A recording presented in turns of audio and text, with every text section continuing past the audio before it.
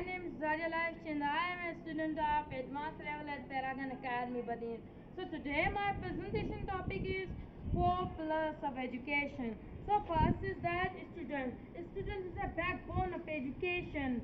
And our students are not serious about their studies, and therefore education standard decreasing day by day.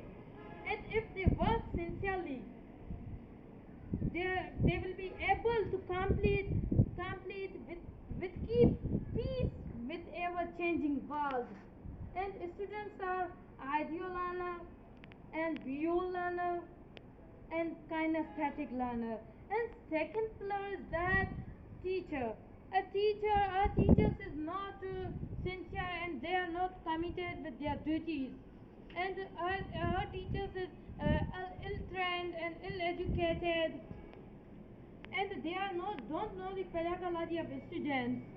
And third pillar is that the parents. Our parents are busy in their works. They can't check their students' work, their work well or not.